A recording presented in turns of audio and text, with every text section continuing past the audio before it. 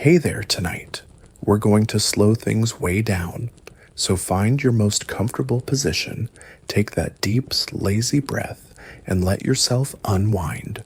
No notifications, no deadlines, no apps buzzing with mediocre dating advice. Just you, your pillow, and a history lesson so oddly calming, it might just lull you to sleep before we're done. Because tonight, we're not talking about kings or plagues or epic battles. We're talking about something far more dangerous and awkward. We're talking about dating in the Middle Ages. Yes, believe it or not, courtship in a time of lice livestock and Latin prayers was somehow more complicated than decoding a 2 a.m. WID text. From contracts sealed with pigs to priests delivering love notes, medieval romance was less butterflies and more paperwork. And here's the kicker if you were imagining chivalry and candlelit love songs. Brace yourself. The truth is, marriage back then wasn't about feelings at all. It was about alliances, chessboards, strategy, where every child was a playing piece and no one played for love. Now, before we get going, if you enjoy this strange, sleepy detour through dusty corners of history, be sure to hit follow or subscribe, not because it's trendy, but because it helps this little time-traveling journey find others who enjoy odd facts and warm storytelling before bed. And I'd love to hear from you. Let me know where you're listening from tonight. What town, what time zone, what's out your window. It's always amazing to imagine this sleepy history circle quietly stretching across the globe. All right, the fire is crackling low, the hall is quiet, and your candlelight is flickering. Let's step back in time together. You settle deeper into your blanket, letting the quiet of the room wrap around you like a woolen cloak. Outside, maybe the wind brushes gently against your window, or the hum of a distant appliance drones like a sleepy medieval lute. Whatever the sounds are, they're soft now, and your mind is slowing. Tonight you won't begin your journey in the holes of kings or the trenches of great battles. No, tonight's tale is far subtler, far more delicate. It's a story not of swords and glory, but of glances and negotiations, silk veils, and sealed letters. A story of dating long before the word dating even existed. A story set in the echoing stone courtyards and dim, hearth-lit halls of medieval Europe. A story where hearts weren't always the ones doing the choosing. You might imagine dating in the modern sense: awkward text messages, coffee shop nerves, mutual hobbies, and app swipes. But medieval dating, that was a luxury few could afford. And if you think love ruled the game, it's time to reframe. Because back then, marriage was a strategy, a ledger, a chessboard with human pieces. And you, tucked quietly in your bed now, are about to step onto that board, not as yourself, but as a hypothetical daughter or son of a minor noble. Not yet betrothed, but very much in play. Your father, pacing behind the oaken doors of his study, isn't wondering who might make you smile. He's wondering which alliance you'll strengthen. Maybe it's a land deal with the family to the north, slightly wealthier, and with that small but crucial river pass. Or perhaps he's considering your cousin's failed engagement, which left an opening with the house of someone just recently widowed. He's checking not your feelings, but your dowry value, your bloodline, your fertility even, not out of cruelty, but custom. It might sound cold, even ruthless, but it was normal. This wasn't just a medieval oddity. This was the infrastructure of family survival. Love was a risk. Love was unpredictable. And unpredictable was dangerous when one poor match could unravel everything generations had built. So you, this fictional young noble, don't flirt. You don't daydream by the window about love poems. You learn to read facial expressions at court gatherings, memorize the surnames of noble houses, and understand the whispered currency of titles. Every smile you offer must be calculated, because even the smallest slip could shift your destiny. Now picture a large hall, perhaps with beams blackened by decades of hearth smoke and floors so worn they remember the footsteps of ancestors. Here your marriage might be discussed without you even present. Elders sit at a table, notaries shuffle parchment. A bottle of warmed wine is passed around. These aren't wedding planners. These are deal brokers. One mainstream historical fact historians agree on is that in the Middle Ages, especially among noble and royal classes, marriage negotiations were often handled by families or even kings without the young couple meeting until the ceremony itself. Political and economic motivations were paramount. In 1291, for instance, the young Margaret of Scotland was promised to Edward of England in a strategic treaty. Neither had any say in the matter. She was 7 years old. And yes, that age wasn't unusual, because marriage was at its core a means of forming bonds between estates, between armies, between empires.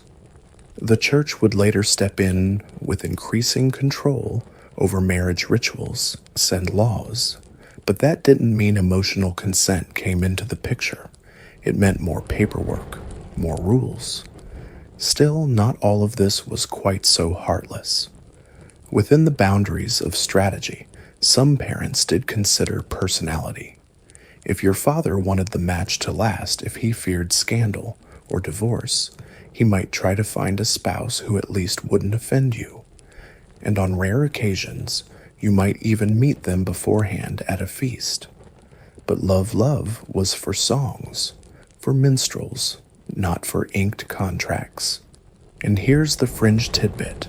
Among some noble families in 12th century France, it was common to send small household objects, spindles, carved figurines, even a well-used comb as part of courtship negotiations. These weren't just gifts, they were symbolic tests. If the object was returned, the interest was declined. If it was kept and displayed, the match was likely advancing.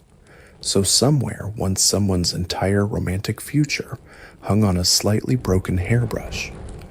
Now think about this from the child's point of view. If you're a daughter, your marriage is a trade. If you're a son, your marriage is a treaty.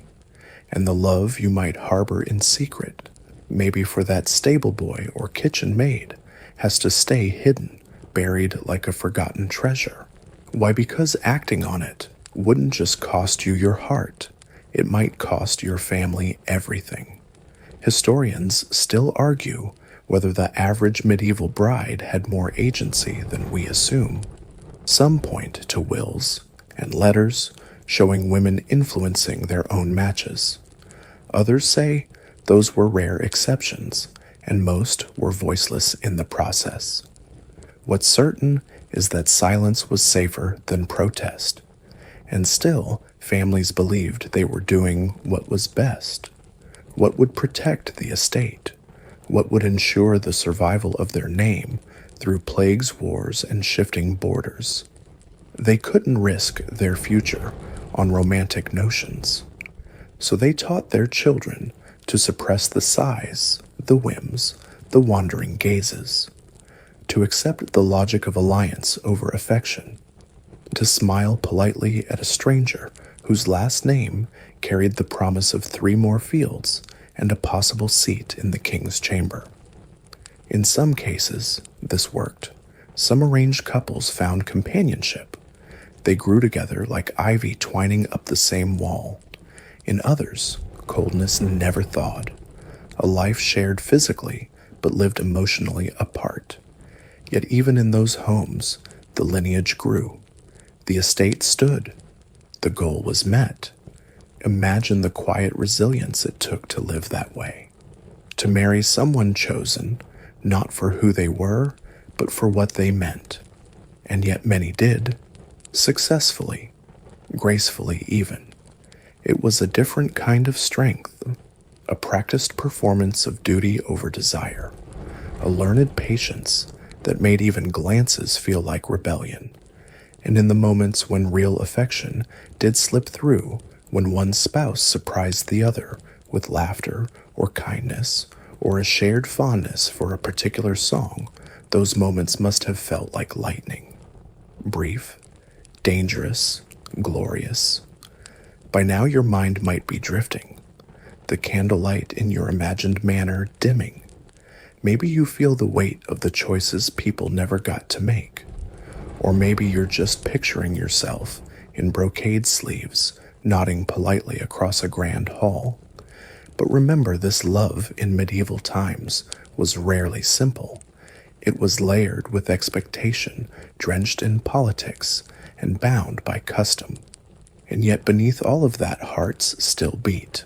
Quietly, hopefully, sometimes desperately. And as you drift deeper into this world, you're breathing slower, now your pillow cooler, you carry this truth forward. Even in the most rigid systems, love found a way to flicker. You're still lying there comfortably warm, the air just cool enough to make your blanket feel like a fortress. And as your mind drifts further from the now, you begin to understand something about medieval romance. It wasn't just managed, it was mapped, literally. Because who you married didn't just shape your family's future, it redrew borders, secured forests, gained rivers, and sometimes even spared entire towns from destruction.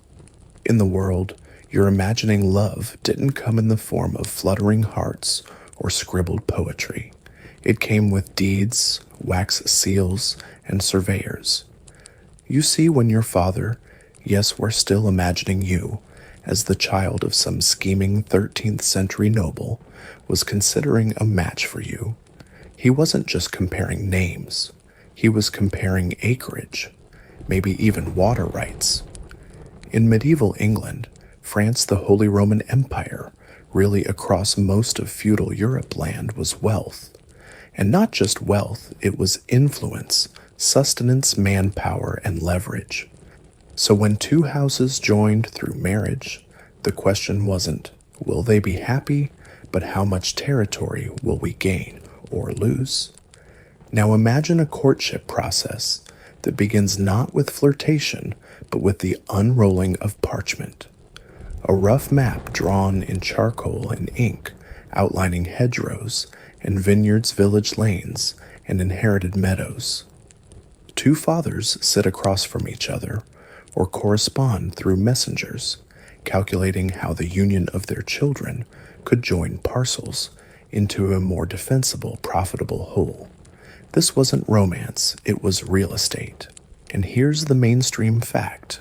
Land transfers tied to marriage were so central to aristocratic life that entire systems of dowry management, inheritance law, and military obligation were shaped around them. A daughter's hand in marriage might bring with it not just a manor, but all the obligations of defending and maintaining it, including peasants' taxes, and depending on the century, the need to supply knights in times of war. Some marriage contracts even spelled out which party had to maintain the grain mills. But let's zoom in a little. Say your family owns a narrow stretch of land between two larger territories, essentially a bottleneck. Marrying you off to one of those neighboring families might smooth over tensions and even allow for safer travel or better trade routes. But if you were to marry someone further away, perhaps even from a rival power, your family's bottleneck becomes a vulnerability, possibly even a target. Your name might be embroidered in gold on the wedding dress, but underneath it all, geopolitics are stitched in tighter. And here's a particularly fringe but fascinating example. In 11th century Catalonia, there are recorded instances of marriage maps used in negotiations between powerful houses. Not maps in the sense we use now with precise scale and color-coded boundaries, but more schematic representations showing the cluster of lands each family held and the gaps a union would fill. Essentially visual matchmaking for castles. Now think of the implications. Every field, every pond, every road that passed from one generation to the next might hinge on the union of two teenagers who'd never exchanged more than a few glances. The love story, if it existed at all, had to wedge itself somewhere between hedgerows and harvest yields. Historians still argue whether these land-driven marriages always benefited the people actually living on the land. On one hand, consolidating estates could bring peace and efficiency. On the other, it could trigger new taxes, labor obligations, or the displacement of tenant families. One generation's clever alliance was another's forgotten village.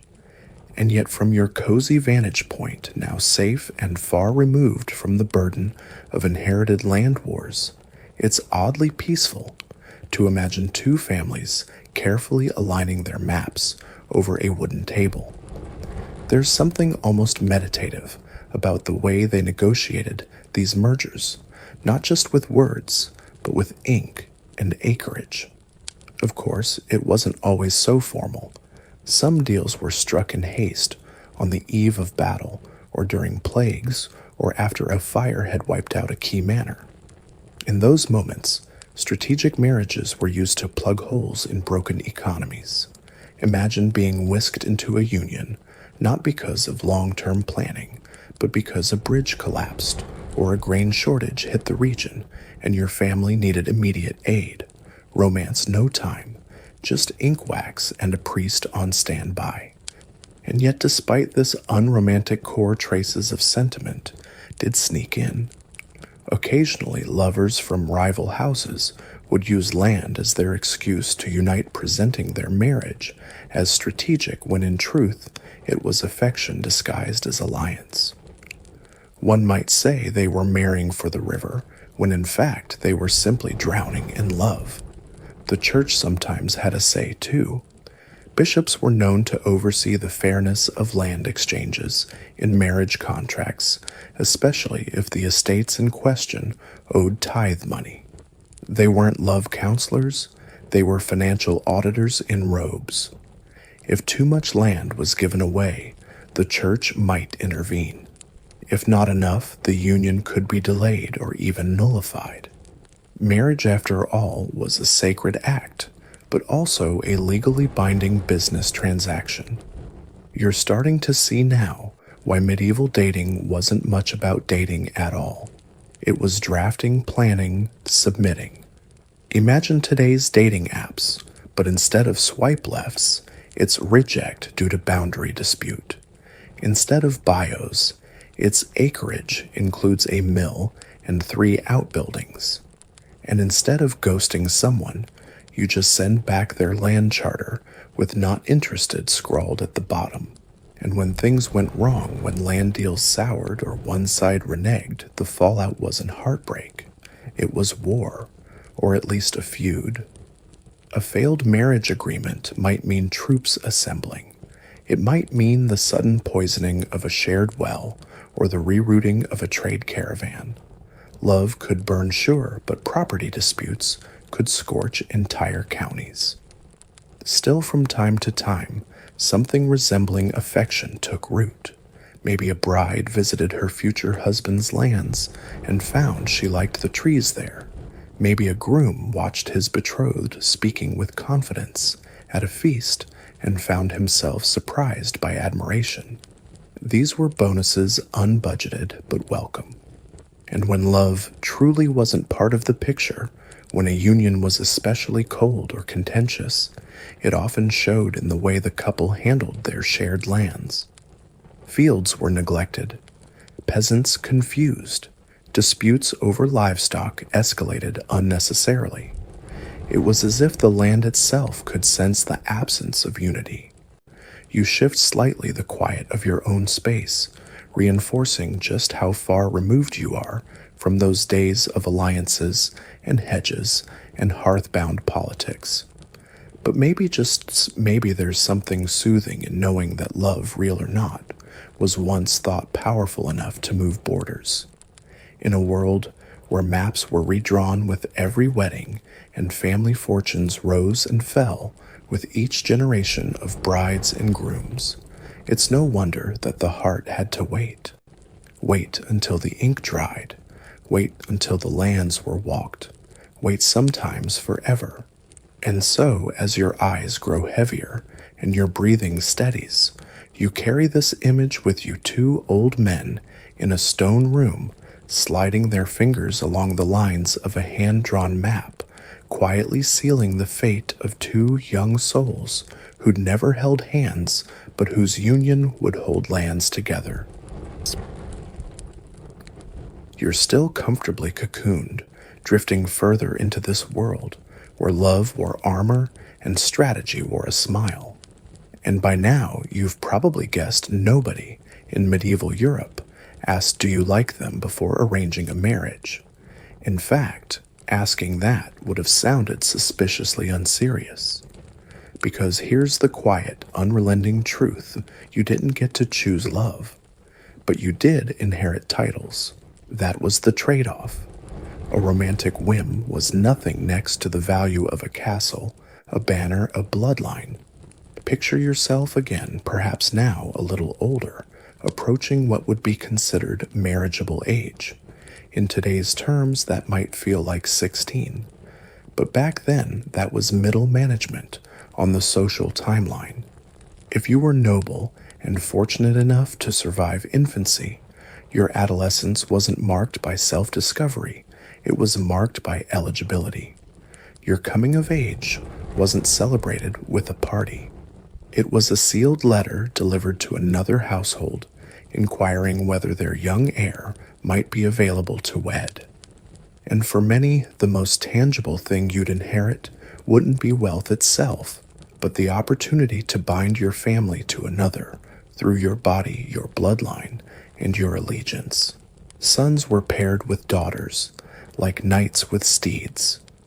Daughters, meanwhile, were treated like diplomatic scrolls, sealed with honor, delivered with ceremony, and expected to bear heirs swiftly and silently.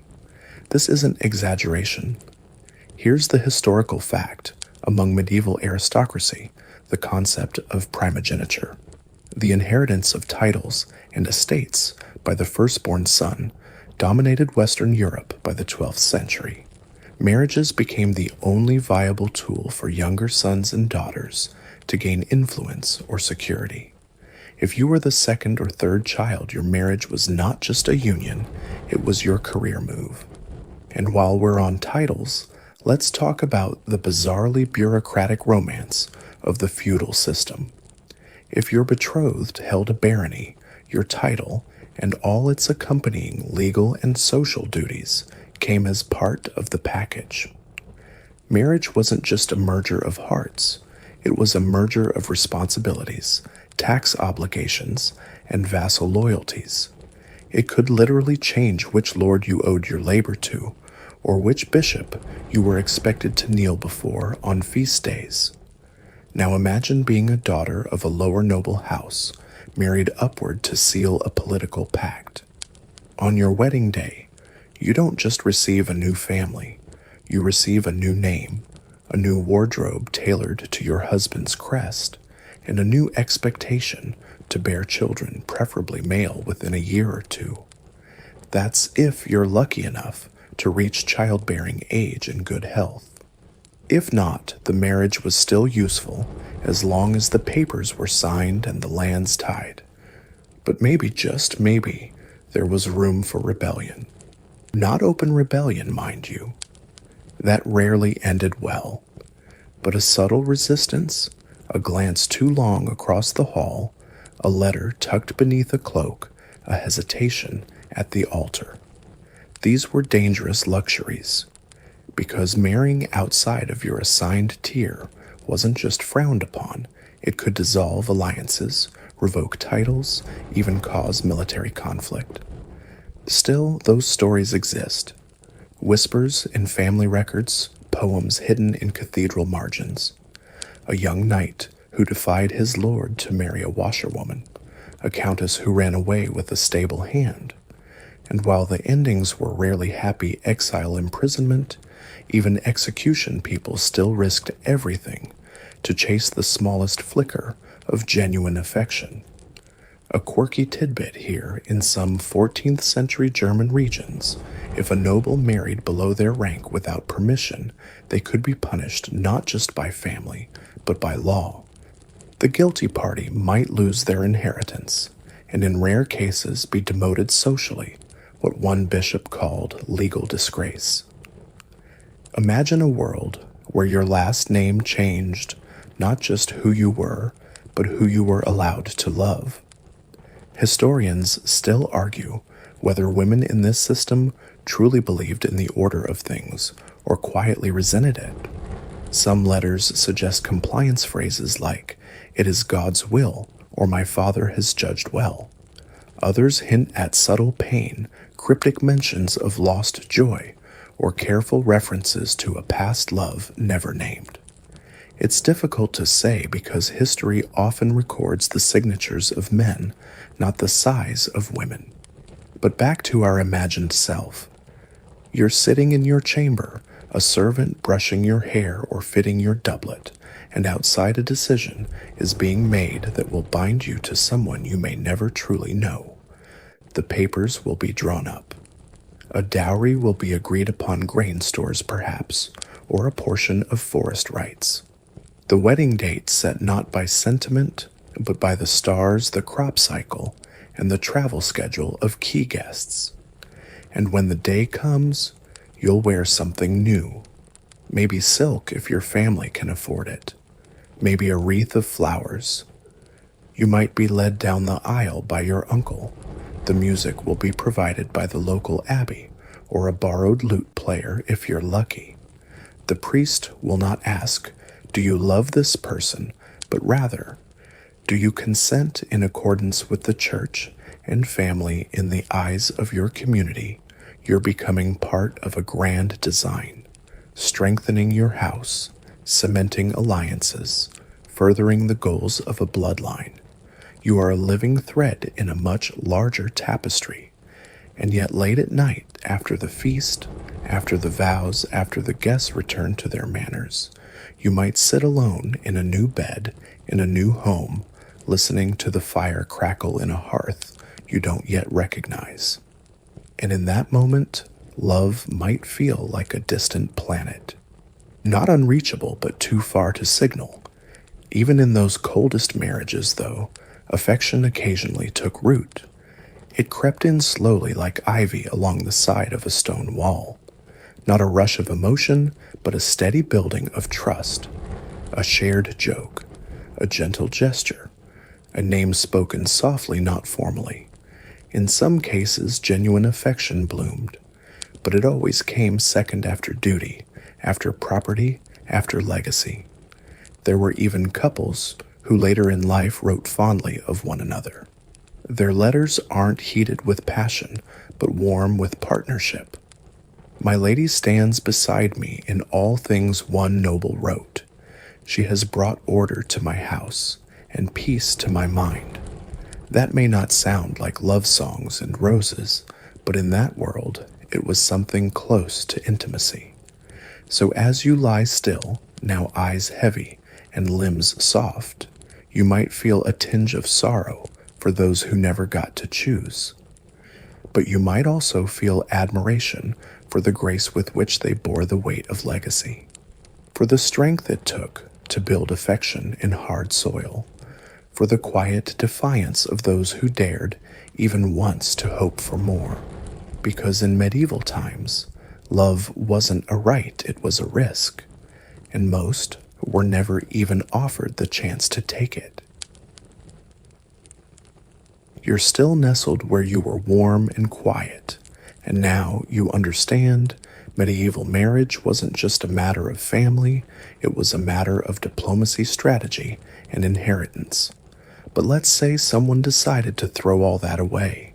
Let's say a pair of young lovers foolish, stubborn, maybe just desperate enough, chose not to wait for permission, chose not to follow the map laid out in wax-sealed scrolls and bishop-led rituals. They eloped. In medieval Europe, eloping wasn't just a personal scandal, it was political arson. To run away and marry without family approval, especially across class lines, was like setting your family's reputation on fire. You weren't just breaking the rules, you were breaking the machine that had kept your family protected for generations. And don't think this was the stuff of harmless gossips. No. When people eloped back then, villages gossiped for decades. Whole branches of family trees were pruned away, carefully erased from record books, as if pretending you'd never existed could undo the shame. In some cases, it nearly did. You probably know what modern eloping looks like. A couple drives to Vegas, or climbs a mountain, or says their vows barefoot by the ocean. Maybe they call their parents afterward, maybe they don't. But in medieval times, eloping wasn't romantic. It was treason, not against a king, but against your kin. Here's one mainstream fact: marriage without parental consent, especially among the upper classes, could be legally contested and declared invalid. Canon law, which governed much of medieval marriage, eventually accepted that mutual consent between two parties could form a valid union. But that didn't stop families from seeking annulments, seizing dowries, or launching entire feuds over an unauthorized wedding. Imagine being dragged home, not to disappointment, but to ruin. A daughter who eloped could be disowned, her dowry revoked, her future siblings' prospects damaged. A son might lose his inheritance, stripped of land and title. The fallout didn't just touch the couple, it radiated through the entire household, and not always quietly. Some families sent armed men to retrieve a runaway bride. Others bribed local priests to deny the marriage's legitimacy. You might be thinking, but didn't love win?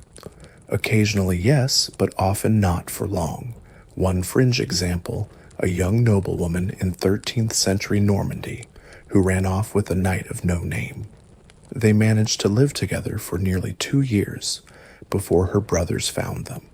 He was hanged. She was sent to a convent. Her name vanishes from the family records not long after. The message love without permission wasn't just dangerous, it was disposable. But why did people do it? Why risk so much for what seemed like so little? Because even under layers of custom contract and social pressure, the heart still beat. Imagine being 15, engaged to a widower 3 times your age, while the stable boy you've exchanged letters with since childhood waits for you at the edge of the forest. You've watched your sisters marry strangers, bear children vanish into the machinery of estate management. You know exactly what your life will look like if you follow the script, and then just once you choose not to. Historians still argue whether these romantic uprisings were more common among the lower classes where there was less to lose. Some records suggest that peasants whose marriages didn't involve land transfers or titles had more flexibility to choose their spouses, even if social norms still loomed large. But among nobility, even a whisper of disobedience could invite scandal. Still, the stories exist. Lovers who stole away under moonlight, crossing rivers, and riding through forests to reach a village chapel. They might find a priest willing to marry them in secret, some out of sympathy, others for coin. These clandestine ceremonies were often brief, the vows whispered and hurried with a witness or two plucked from nearby farms. But to the couple, they were everything, the only moment that belonged entirely to them. And it wasn't just the act of eloping, it was the intent behind it that set fires. To place personal desire above communal obligation was a betrayal of values. In a society where every relationship was a building block in a complex, carefully maintained structure, choosing love was seen as tearing that structure down. Even among commoners, elopement could carry consequences. A runaway bride might be labeled impure, her family shamed for losing control of their household. Grooms might be fined by local magistrates for disrupting order. In some towns, betrothal agreements were binding enough that breaking them by fleeing or marrying another resulted in a court summons. Yet still, people ran. Maybe it was during a festival when the streets were crowded and attention was elsewhere. Maybe under the noise of the summer fair or beneath the winter's early dark. They met at the edge of the woods or behind the chapel. Maybe they didn't even pack much, just hope and desperation. And when they vanished, tongues wagged, servants whispered, scribes made careful notes in estate records. Lady Alina left without blessing. Thomas, son of Reeve John, absconded with Margaret the laundress. These weren't just entries, they were warnings. And then came the damage control. Families calling in favors, announcements in church, property seized, occasionally a forced annulment. In especially rigid households, a bride's children might be denied inheritance, declared illegitimate simply because love came before permission. And if they stayed gone, if they managed to live quietly somewhere far from home, they might live under assumed names, their titles forgotten, their pasts denied. But maybe, just maybe, they found a sliver of happiness, a life small but honest, a life built not on maps or politics, but on the scandalous idea that two people might actually choose each other. There's even a recorded case, rare but remarkable, of a runaway couple who were later forgiven. In 14th century Flanders, a noblewoman named Isabeau eloped with her cousin Stuart. Initially cast out, she returned 5 years later with 2 children and a quiet dignity. Her father, childless after losing his sons to war, welcomed her back. Her husband was eventually granted land. Not much, but enough. Proof that sometimes scandal didn't burn everything down, it just rewrote the map. Still, these are the exceptions. For most, eloping meant erasure. Love might have burned bright, but it often ended in ash. And even so, you can imagine the thrill, the terror, the ride through darkness, the whispered vows, the silence afterward, knowing there was no going back. It's easy now in your calm room to judge them as foolish. But maybe they weren't. Maybe they were just tired of playing pieces on someone else's board. Maybe for once, they wanted to write their own ending. And maybe that's why these stories survive, not because they succeeded, but because they dared. So as you lie still, eyes beginning to close, imagine the echo of hooves in the night, the rustle of a hurried cloak, the breathless laughter of 2 hearts outpacing centuries of expectation. For a moment, they were free. And even if the world caught up to them, that moment still mattered. Because sometimes burning the map is the only way to find your own path. You're still breathing softly now, the edges of sleep gently curling at the edge of your thoughts. And maybe, just maybe, you're wondering, was there ever a time in the medieval world when love and peace were part of the same sentence, not just scandalous affairs or rebellious elopements, but something quieter, something deliberate, something negotiated not for land or livestock or status, but for survival? Surprisingly, yes. Sometimes marriages weren't just about gaining power, they were about stopping bloodshed. Picture a long-running feud between 2 noble families. Maybe it started with a disputed border or an insult exchanged at a feast or a hunting party that accidentally trespassed. The violence dragged on for years. Ambushes on country roads, stolen harvests, burned out cottages, and family members killed on both sides. It seemed endless, until someone proposed a solution: a marriage, your daughter, our son, a union to end a war. Well, so this wasn't a fairy tale. It was an ancient and often highly pragmatic diplomatic maneuver. In fact, here's the historical fact. Throughout medieval Europe, intermarriage between rival factions was a long-standing peacekeeping tactic.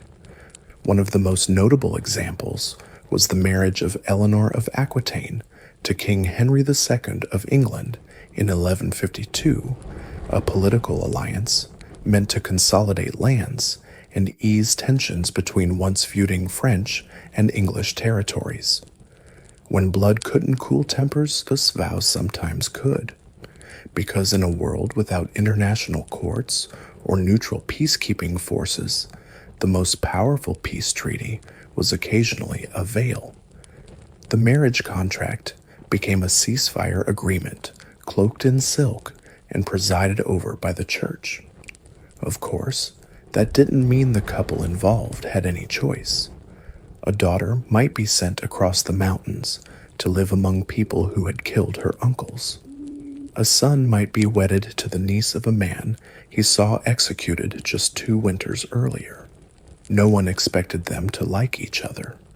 They were expected to be symbols, to bear children that would blend the bloodlines, to make the next generation forget the feud entirely.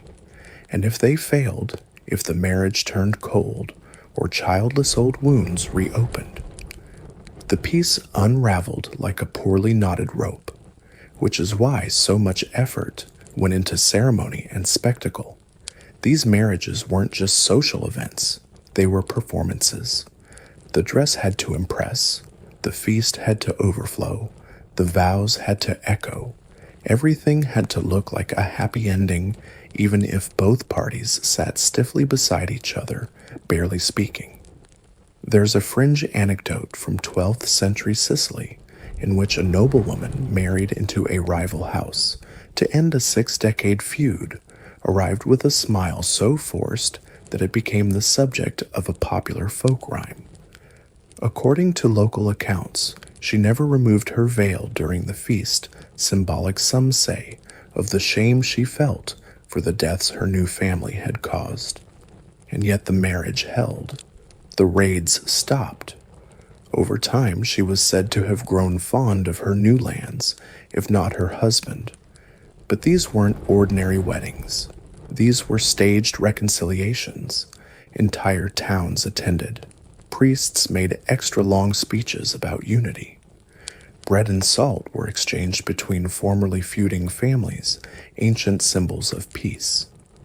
The marriage might even include clauses in the contract that required the families to build a shared chapel or maintain a road together, physical acts of cooperation that reinforced the alliance. And yet you can imagine the tension under the surface. 2 lines of relatives staring at one another across the hall, swords just slightly too close at hand. A bride walking down the aisle past people who once raided her family's stores. A groom forced to toast men who had cost his father his title. It wasn't forgiveness, it was necessity dressed in satin. Historians still debate how successful these peace marriages truly were. Some ended the violence decisively. Others simply paused it, with grudges simmering under the surface until a future dispute reignited everything. In a few tragic cases, the very children born of these unions became the new source of rivalry, especially if inheritance disputes returned to the table. And that's another layer of this strange medieval diplomacy, the children. Imagine being the offspring of 2 enemy houses raised with stories of both bloodlines, both banners. Maybe you wore colors from each side. Maybe your name was a deliberate blend of enemies turned in laws.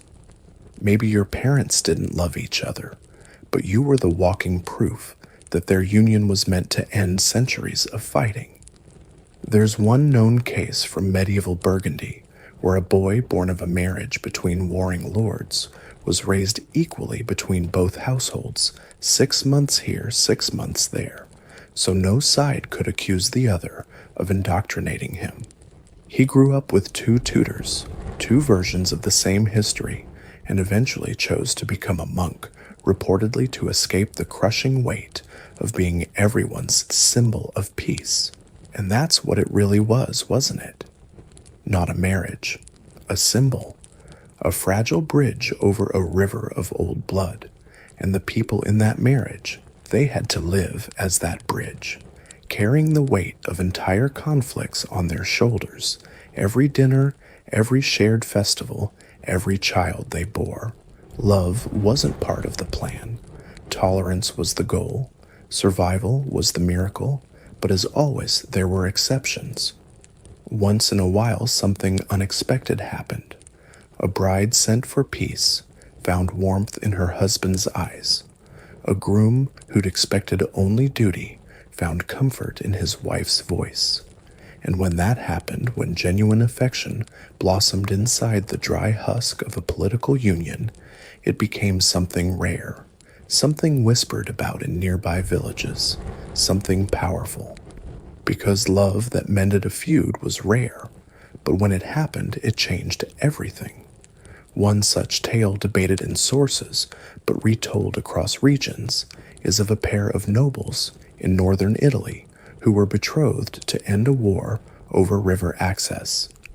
Their initial months were cold, full of formality and forced dinners, but over time, as they governed their newly combined estate together, they found themselves working well, balancing strengths, deferring wisely. When a particularly harsh winter brought famine, the couple opened their granaries and personally oversaw fair distribution. It was said that seeing each other care for the people made them fall in love. Whether true or embroidered, the story endured, not because it was typical, but because it gave people hope. Hope that even in a world where marriages ended, war's love might still begin one of its own, a quiet rebellion, a private peace. So now, as your thoughts drift and your breathing slows again, imagine one of these weddings in its full ceremonial glory. The banners hanging from stone walls, the long wooden tables piled high with food, the awkward but necessary toasts, and somewhere, perhaps not immediately, perhaps not even for years, 2 hands that learn to reach for each other, not out of obligation, but understanding.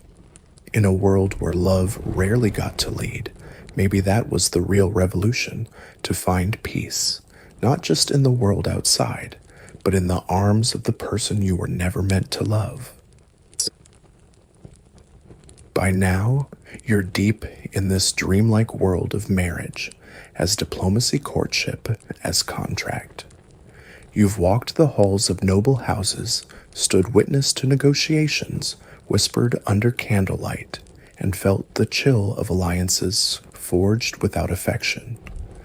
But what happens when love slips through the cracks, when someone far beneath the status ladder dares to catch the eye of someone standing miles above it? That's where we are now, in the unpredictable, often dangerous, and quietly persistent space of low-born hearts in high-born places. Imagine the castle courtyard. It's bustling with the noise of servants preparing for a feast. Stable hands are brushing down horses. Kitchen boys are hauling buckets of wine. And in the middle of it all, among the clatter of preparations and murmurs of gossip, there's a glance. A short, stolen glance between a scullery maid and the youngest son of the house. Maybe she's been helping clean his chambers for weeks. Maybe he's noticed the way she sings softly while scrubbing the floors. He shouldn't care. He's promised to the daughter of a neighboring baron. But for a moment, the rules don't matter. That's how it always starts, small and fleeting. But in a world ruled by bloodlines, even a flicker of curiosity between classes was a risky spark. Because courtly love, the romanticized ideal of knights longing for unattainable ladies, had its place in poetry. But real love between the classes that didn't get celebrated in verse, it got buried, literally in some cases, or punished, or erased from the record before the ink even dried. Here's the historical fact. In much of medieval Europe, social mobility was not only rare, it was actively discouraged. Nobility was protected by a rigid class structure. Marriage between a noble and a commoner was considered scandalous at best, illegitimate at worst. The church might bless such a union if coerced or bribed, but society rarely forgave it. The noble in question risked losing property rights, inheritance claims, and family protection. And yet, despite the risks, these stories happened because proximity created temptation. A young lady of the house might fall for the knight training in her father's service. A page boy might become enamored with the noblewoman he assists. And while most of these infatuations remained one-sided or unspoken, sometimes rarely, they crossed the threshold into something more. Take, for instance, the fringe tale of a 14th century squire in Burgundy who eloped with a noblewoman during a hunting trip. They made it as far as the coast before being caught. The woman was forced to take vows at a remote convent. The squire disappeared from historical record, though some local legends claim he became a mercenary abroad, carrying her handkerchief like a relic. Romantic maybe, tragic certainly, but very real in its consequences. And of course, the whispers weren't always about love. Sometimes it was seduction, sometimes coercion. Power in medieval households was never equally distributed. A nobleman might take advantage of a servant without any intention of changing her status. Children born of such encounters were often left without inheritance, their mothers dismissed or married off quietly to someone else. Love between classes wasn't just frowned upon, it was inherently imbalanced. Still, not all such relationships were predatory. Some were genuinely mutual. The problem wasn't the emotion, it was the structure that made that emotion unacceptable. Because even if two people shared affection, the world around them was designed to crush it under duty and decorum. Historians still debate how often these relationships occurred. Some argue that the absence of written records suggests they were rare. Others counter that the silence itself proves how common and how deliberately erased they were. After all, a noble family had every incentive to hide such shame, to preserve their bloodline's purity on paper, even if reality said otherwise. There's something painfully human about it, isn't there? The way the heart reaches across the divide, knowing it shouldn't. Two people passing each other in hallways always about too long. Conversations lingering under the guise of instructions. A scarf left on a bench. A meal delivered with care. The smallest gestures made enormous by the stakes surrounding them. And for the rare few who tried to cross that divide openly, the consequences were swift. Some were forced into annulments, others into exile. A noblewoman might be locked away until she came to her senses. A commoner might be conscripted or quietly killed. In some cases, the noble family might bribe the church to declare the marriage invalid. In others, the couple was married, but never fully accepted. Their children labeled half-bloods mudbloods, or worse. But despite the punishments, the risk remained worth it for some, because love, even forbidden love, offered something rare in the medieval world choice. A brief, electrifying taste of freedom, a moment where two people could look past land title and duty and see only each other. You might imagine now, in the quiet of your own room, how those moments felt. How a servant girl might pause at the foot of the stairs, heart pounding as she hears footsteps overhead. How a young lord might find excuses to visit the kitchens. How a shared glance across a banquet hall could feel louder than a feast. And yet they always knew, that nothing would come of it. That even a kiss, if given, could be dangerous. That to love across class in medieval times was not an act of hope. It was an act of defiance. One rare documented case from 15th century England tells of a noblewoman who married her steward in secret. When discovered, she was exiled to a rural manor with no court privileges. Her husband was stripped of title, but they were allowed to live out their lives in obscurity, perhaps as a kind of punishment, or perhaps as quiet mercy. What's most striking, the handful of letters they left behind.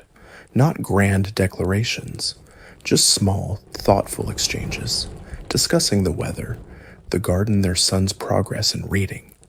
It wasn't the stuff of legend, but it was love, quiet, enduring, and hidden. So as you lie still, now heavy-limbed and slow-breathing, consider the hush of those secret romances. The bravery it took just to care for someone the world said you shouldn't. The strength it took to hold back, or to leap forward, knowing the fall would be steep. Because while the grand halls of history remember kings and queens' armies and treaties, they often forget the moments when a maid and a lord held hands in the stables, or when a kitchen boy carved a tiny symbol into the stone near a noblewoman's window, or when a love that was never allowed to exist still did. That's the secret thread beneath the banners and brocade, the story behind the story. Low-born hearts beating just as loudly even when no one was supposed to hear them. You're still floating gently in this half-dream, somewhere between history and sleep, and the rhythm of medieval life hums like a lullaby beneath the surface. But now we arrive at something a bit more transactional, less like a love story, and more like a livestock inventory. Because in medieval Europe, love didn't just get tangled in politics, it had a price tag. And tonight, you're going to learn just how much your love was worth in cattle cloth coin and occasionally geese. We're talking about dowries, the ancient, awkward, and often very expensive tradition of transferring wealth when a bride was married off. You may have heard the term tossed around in historical fiction, but in the medieval world, dowries weren't some ceremonial afterthought. They were central to the marital economy. Forget feelings. Families calculated love in units of land, livestock, and silverware. Imagine you're a young woman from a respectable household. You've been raised with care, maybe even educated a little, if your father was forward-thinking. You know how to stitch a hymn, read a psalm, and smile at the right people at feast days. But none of that matters if your dowry is underwhelming. Because you are only as desirable as the assets you bring with you. Here's your mainstream historical fact. Dowries in the medieval period were so crucial that entire families would go into debt, serious generational debt, to afford one. In 13th century Italy, particularly in wealthy city-states like Florence and Siena, dowries could equal several years' income for a merchant family. A respectable daughter required a respectable sum. No money, no marriage, at least not one with anyone her family deemed acceptable. And what did a dowry include? It varied wildly.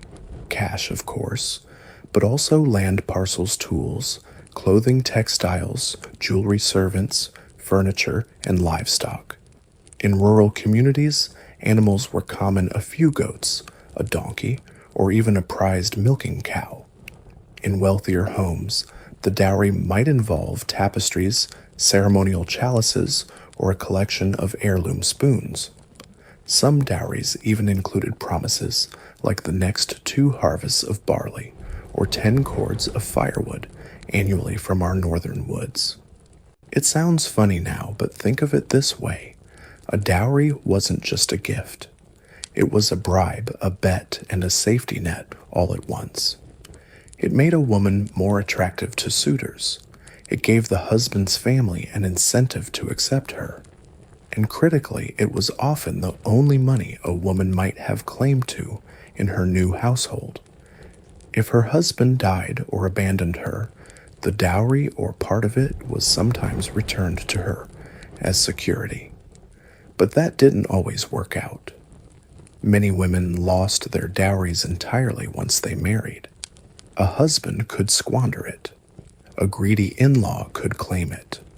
A poorly written contract could leave a widow destitute.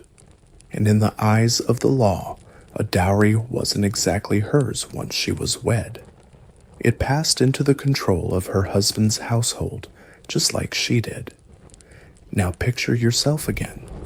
A young woman dressed in your best woolen gown, sitting beside your father as he haggles your worth with another man. You sit silently, eyes down, as they debate whether the inclusion of 2 additional sheep offsets the fact that your intended lives farther from a decent trade road. Your mother has already begun packing your chest linens, folded jewelry hidden beneath a pouch of dried herbs to ward off moths. You're not part of the decision, but you are very much the product.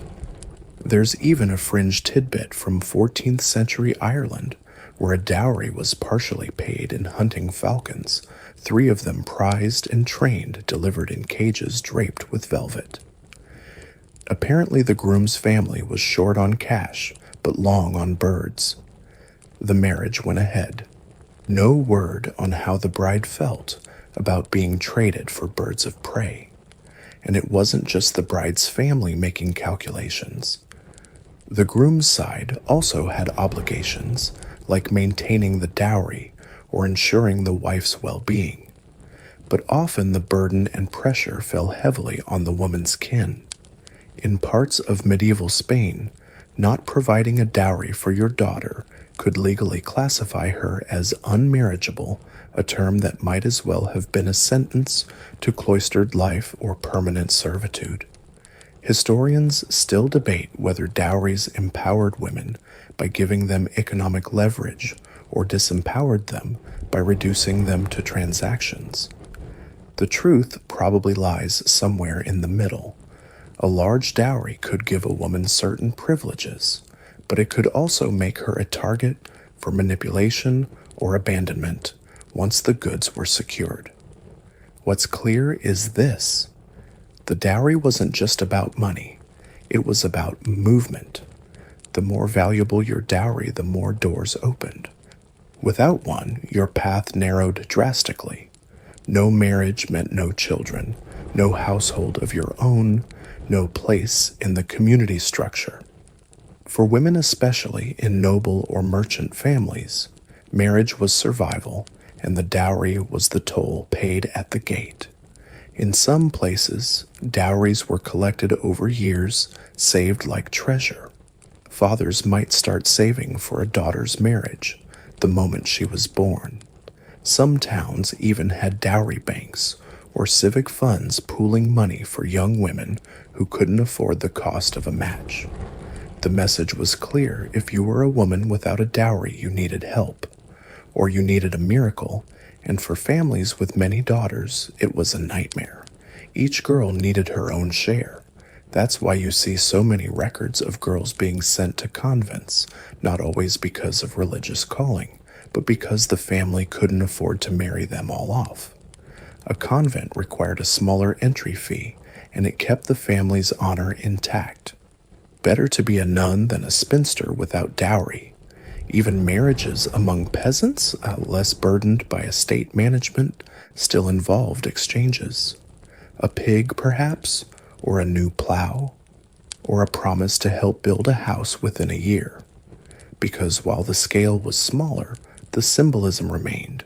Marriage meant trade. It meant obligation. Even when the love was real, the ledger had to be balanced.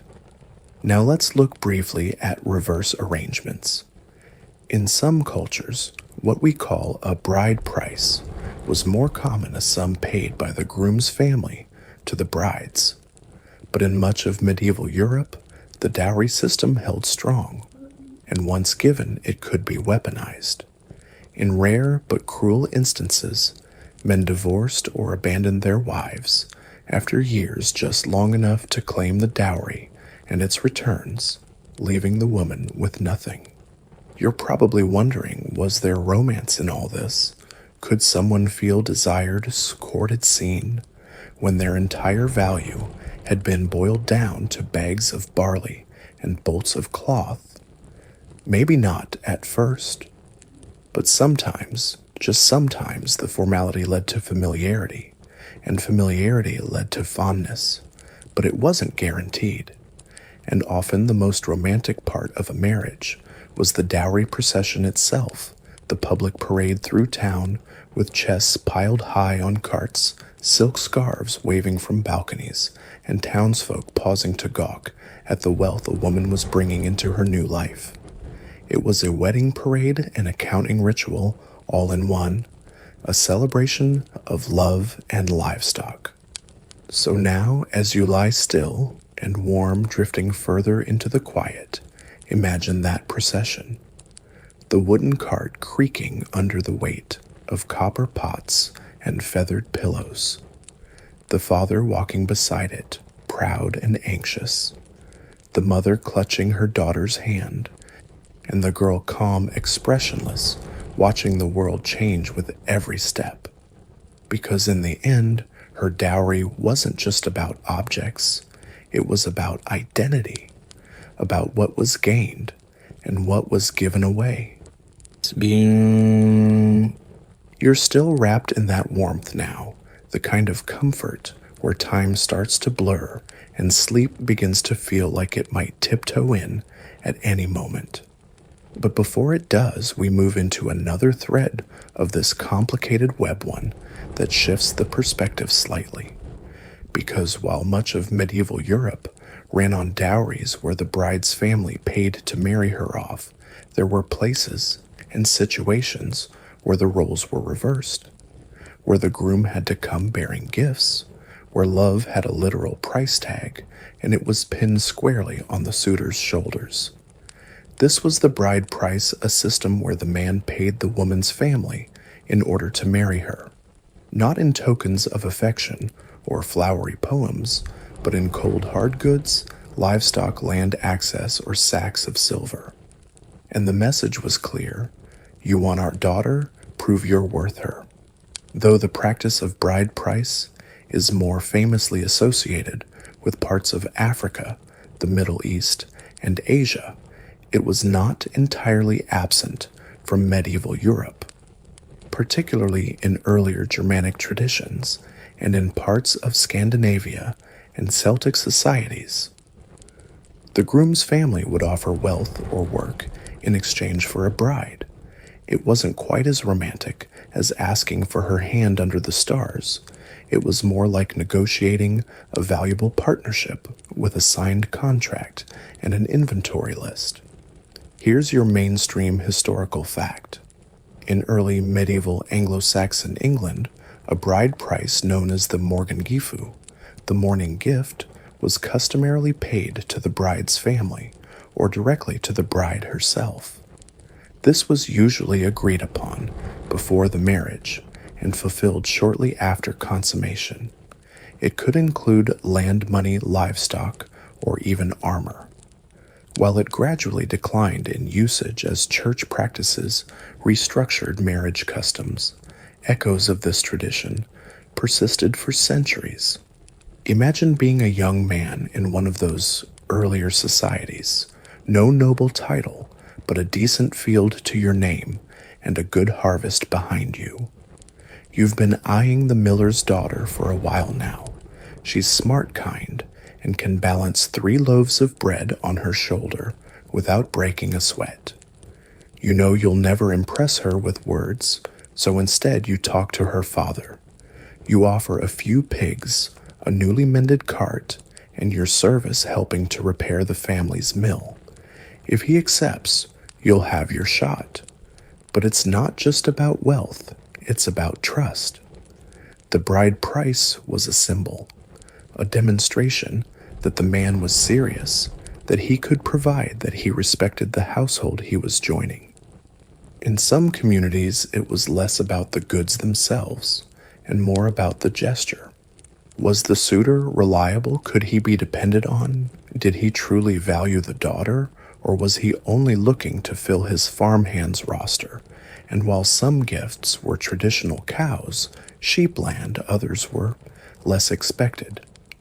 There's a fringe tale from 10th century Wales in which a man paid his bride price using 12 barrels of mead and the services of his 3 best hunting dogs. It worked. He got the girl, and according to local legend, the dogs later saved the village from a wolf attack. Romance and utility in one neat package. But the bride price wasn't always fair. In some cases, it became exploitative. Poor families, seeing an opportunity, might demand more than the suitor could afford. The result, young couples who loved each other but were torn apart because the price couldn't be paid. Sometimes the man had to work off the debt years of labor promised to the bride's family as part of the exchange. This was known in some regions as bride service, where a groom would serve in the bride's household sometimes for 7 years before being allowed to take her as his wife.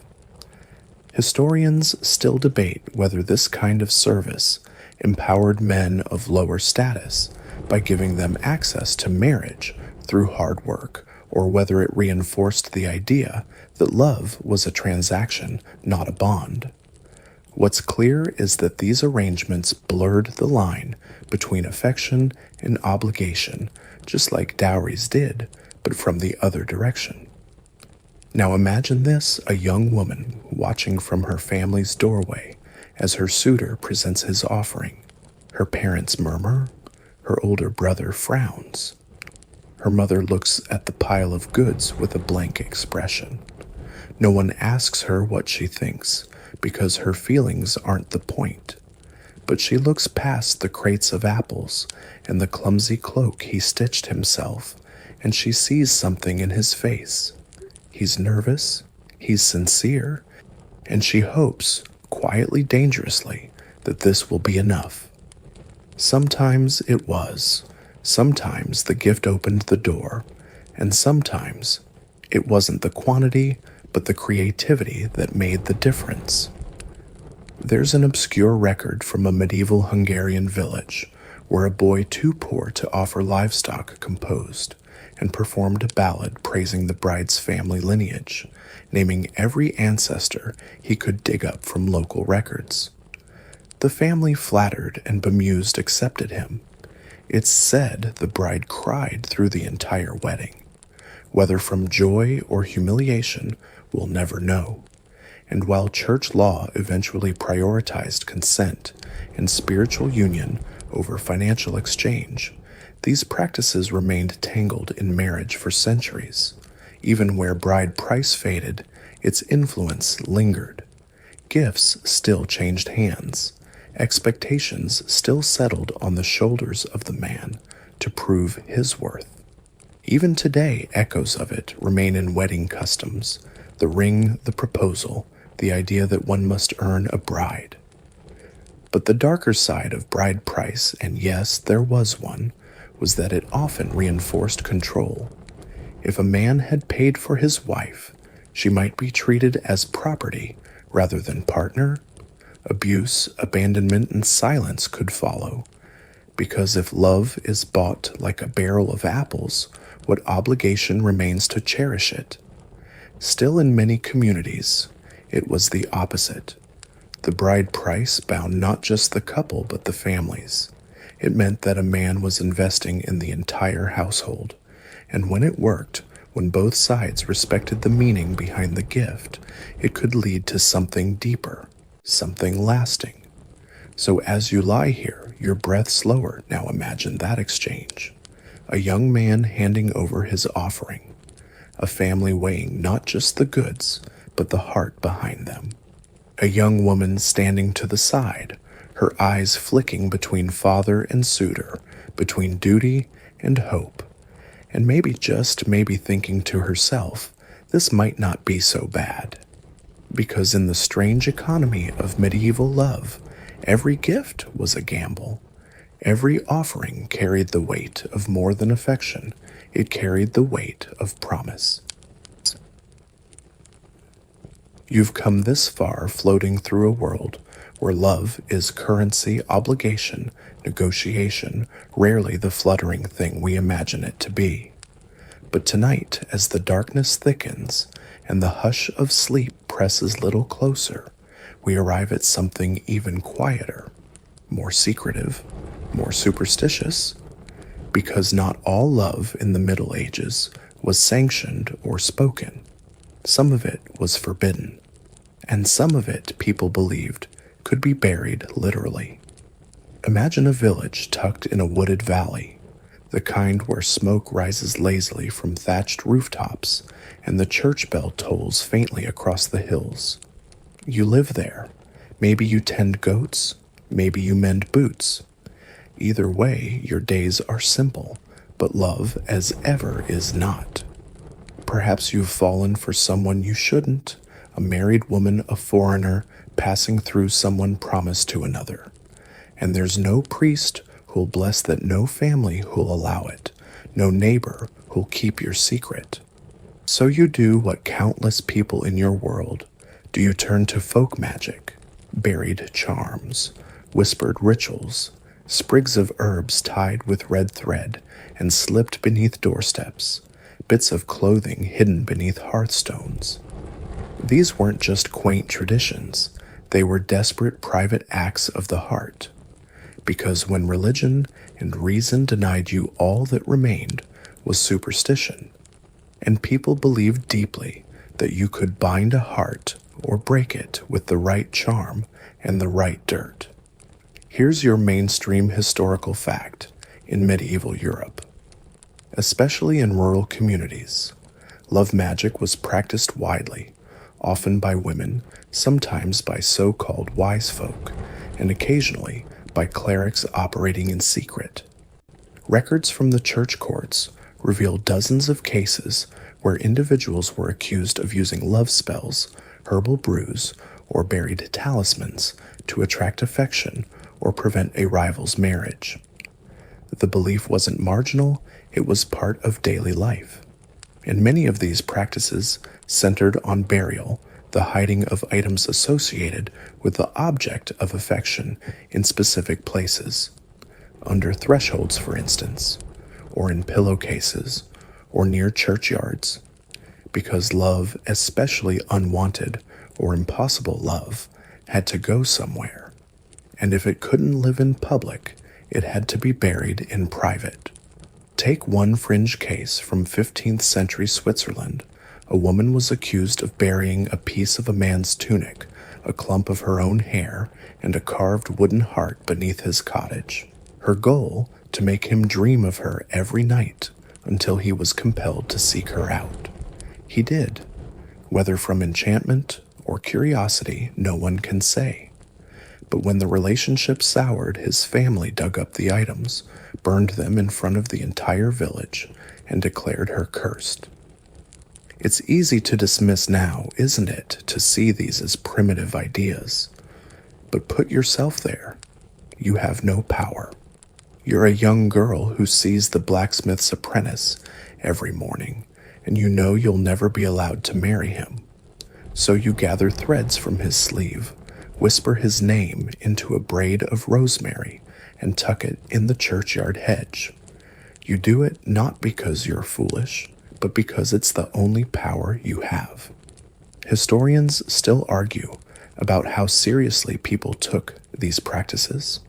Some believe they were symbolic rituals of longing with no expectation of real effect. Others believe the fear they inspired was real and widespread. We know that church authorities cracked down harshly on love magic, often lumping it with heresy or witchcraft. Inquisitors kept records of amorous enchantments discovered in villages from France to Bohemia. And there were antidotes too. Just as you could try to win someone's love with buried charms, others tried to break existing bonds the same way. A jealous rival might sneak into your home and place an object under your mattress, a dead bird, an animal bone, even something soaked in menstrual blood believed to cause emotional division, nightmares, or sterility. In some regions, a pair of shoes crossed at the door was thought to sever romantic ties. Of course, the church condemned it all. Marriage, they said, was a sacrament, not something to be toyed with by peasants, with string and nettles. But still, people whispered. Still, they buried. Because no matter what the liturgy said, the heart needed help, especially when that help couldn't come from law or lineage. Imagine now a lonely monk slipping a note into the crevice of a stone wall, praying not to God, but to some fragment of memory he couldn't shake. A widow hiding a lock of her lover's hair beneath the floorboards. A boy digging into the earth with his bare hands planting hope, like seeds he knows may never grow. It wasn't always dark. Sometimes it was gentle, protective. In parts of rural Germany, mothers would give daughters small bags of herbs to bury outside their home the night before their wedding to protect the heart from wandering. A sort of romantic insurance passed down through generations. But other times it was desperate, women using binding spells to keep husbands from straying. Men attempting to call a woman to their side using chants and candlelight. These weren't spells in the fairy tale sense. They were acts of faith, unofficial, unsanctioned, and deeply human. And then there were the consequences. When buried charms were found, especially by the wrong person, scandal erupted. Families accused one another. The accused might be ostracized, even tried for witchcraft, if the local clergy took notice. Even if no trial followed, reputations could be ruined. In some cases, buried charms became folk scapegoats for failed relationships. A marriage soured, someone must have buried something. A bride's womb stayed empty, someone cursed her. The power people believed in wasn't the object itself, it was the story around it. And in a world where stories had power, that belief could shape entire lives. So now, as you lie here in this quiet, far removed from charm bags and hedgerow spells, picture the hush of that act. The soil damp beneath fingernails, the charm tied tight with trembling fingers.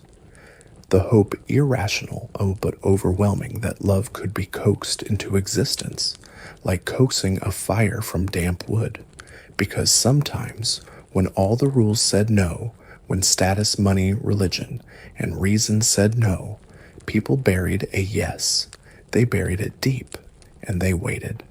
So you've traveled deep into the candlelit corridors and smoky hearths of medieval love, where contracts whisper louder than confessions, and hearts beat under layers of wool duty and superstition.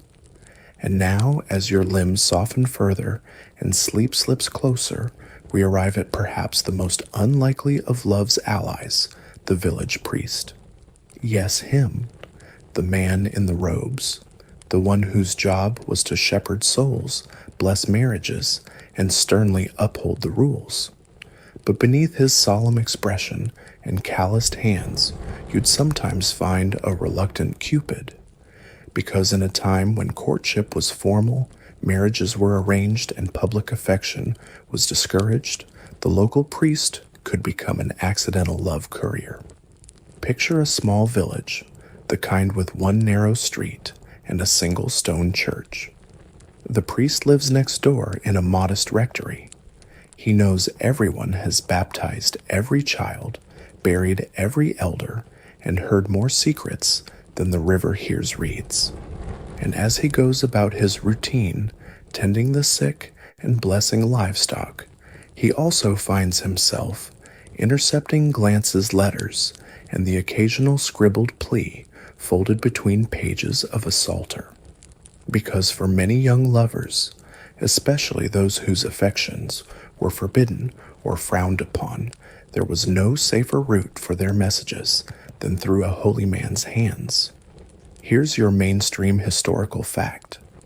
In many medieval villages, the priest functioned as a mediator in all major life events, including marriages.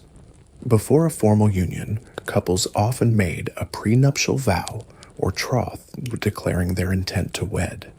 These could be informal or semi-secret, and were sometimes heard by a priest before any banns were read aloud. In doing so, the priest often became the first and sometimes only person to know a romance had taken root, and that gave him a unique position. Some priests kept these secrets, others didn't, but many were caught in the middle, shuffling between families, trying to secure matches, and individuals trying to escape them. There's a lovely, slightly fringed tale from 13th century Wales about a priest who delivered love letters between a baker's daughter and the tanner's son, both of whom were forbidden to marry due to an old family rivalry. The priest, known affectionately as Father Bevan, hid the letters in a pouch of dried herbs, claiming they were for the sacristy. When he was finally caught, the bishop punished him by moving him to a hilltop parish with no village, no tanners, and presumably no love letters. But why did this happen so often? Because communication, especially romantic communication, was difficult. There were no private messengers for the poor. Courting couples couldn't just slip out to a tavern or send each other flowers. Courting was public. Eyes were everywhere. So love letters were rare treasured and passed in the only ways available through siblings, friendly monks, and often priests. And these letters weren't grand declarations. Most were simple, timid questions, declarations of intent pleas to meet by the river or the edge of the woods after vespers.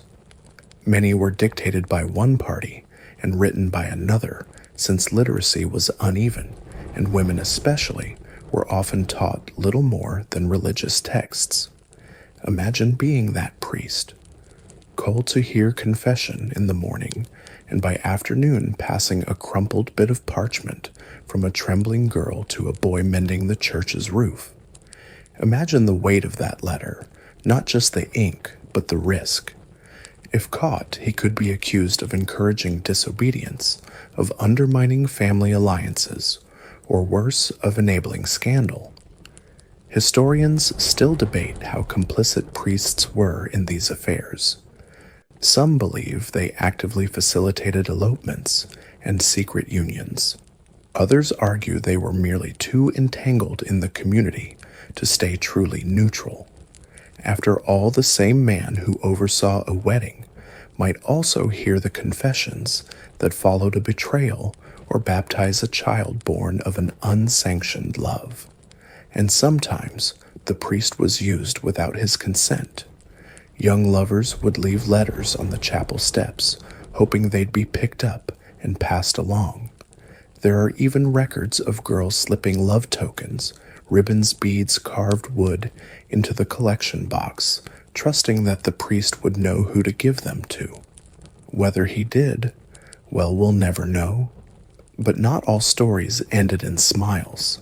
When one particularly haunting record from the archives of a German bishop details a case where a priest was excommunicated for helping a noblewoman escape her arranged marriage by delivering her letters to a low-ranking knight. When the affair was discovered, the knight was killed in a duel. The priest fled, reportedly living in exile near the Alps until his death. His only possession, a carved wooden cross inside of which were folded 3 tiny letters, each one addressed to my dearest heart. And still they tried. Lovers kept writing, kept folding scraps of emotion into corners of hymnal pages and candle boxes, because the desire to be seen, heard, understood is not stopped by threat. It whispers, it finds paths, even through sanctified hands. The church, for its part, walked a strange line. It taught that love was sacred, but only inside the boundaries it prescribed. Marital love was holy. Passion outside it was dangerous, and yet the priest, the very symbol of that doctrine, was often caught in the fragile spaces in between. You might be imagining now a weary priest by candlelight holding a letter and wondering whether to pass it on, whether this love is real or foolish, whether silence is safer or kindness braver. And in some cases, maybe he doesn't decide until the morning light hits his shutters.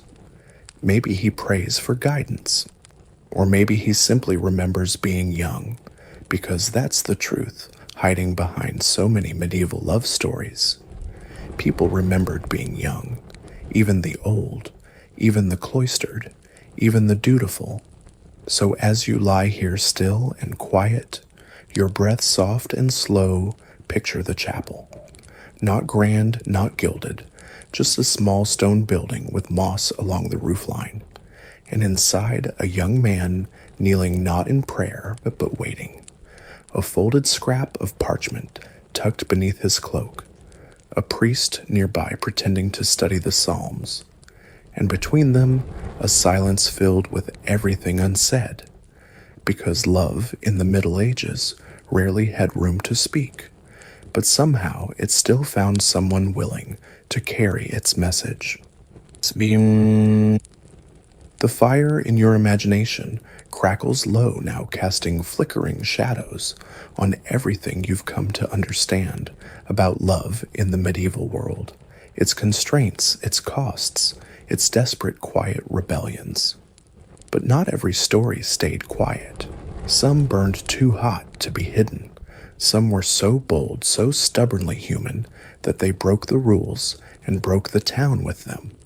Because what happens when love defies not only a family's wishes, but an entire community's order?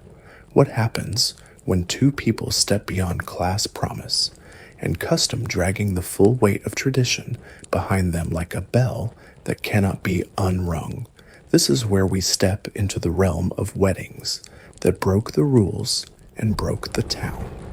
Imagine the scene: a small, close-knit village tucked between a river and a forest, where everyone knows everyone, where weddings aren't private affairs, they're public declarations. Whole communities turn out to witness a union, to feast, to bless. Marriages aren't just about the couple, they're social contracts. They decide the future of land inheritance and stability. So when a marriage occurs that no one approved, everything ripples. Take, for example, the case of a knight's daughter who secretly marries a local blacksmith's son in a candlelit chapel at dawn. No bands read, no family present. They've exchanged vows in Latin learned phonetically and slipped rings made from twisted copper wire onto each other's fingers. They return to the village pretending nothing happened, but the truth gets out as it always does. And when it does, so does the fury. Here's your mainstream historical fact: unauthorized marriages, especially those involving members of the noble class, could result in severe legal and social consequences. A union without parental approval or published bans could be challenged by the family, the church, or the community. It might be annulled. The couple might be fined, disinherited, or banished from their estate. And it wasn't just the couple who paid the price. These rule-breaking weddings disrupted everything. Other local marriages might be delayed. Social rankings got called into question. Dowry agreements had to be renegotiated or revoked. Suspicion settled like dust over everyone involved. Did the priest help? Did the neighbors know? Was it love or manipulation? In smaller communities, these weddings could split the village. One half siding with tradition, the other whispering that maybe those two had done something brave. There's a famous fringe story from 14th century France in which a wealthy merchant's daughter married a traveling minstrel without her father's consent. The ceremony was small and rushed, conducted by a monk with questionable authority. But the scandal that followed was enormous. Her family disowned her, yes, but the town reacted with everything from applause to outrage. Her name was scratched out of market records, but someone else quietly left fresh flowers at her door each morning. Not all rebellions end in ruin, but most begin with risk. Consider how rare it was to act entirely on one's own will, especially for women. A bride marrying without permission was viewed as undutiful, ungrateful, even dangerous. She was stepping out of her role in the delicate machinery of social life. And if her match upset not just her family, but local balance, if, say, she married across a religious or political line, it could bring real consequences. Entire families might suffer retribution. In some cases, villages lost trade privileges over such scandals. Alliances ended, tempers boiled, and yet people still did it. Some chose to marry outside of religious norms. A Christian and a Jew, for instance, in defiance of law and custom. One recorded case in medieval Spain tells of a Moorish girl and a Christian boy who eloped and fled the city under the cover of a traveling merchant caravan. They were caught and tried separately. She was returned to her family. He vanished. Their names survive only because a bishop recorded the heretical offense in his diary. The rest of their story was erased. Historians still argue over how common these cross-boundary unions were. Some argue they were rare and mostly legendary. Others point to records that suggest they happened more often than we assume, just not always with happy endings. And what of the weddings themselves, these moments of rebellion? They were different. They didn't happen with trumpets or feast halls or dozens of witnesses.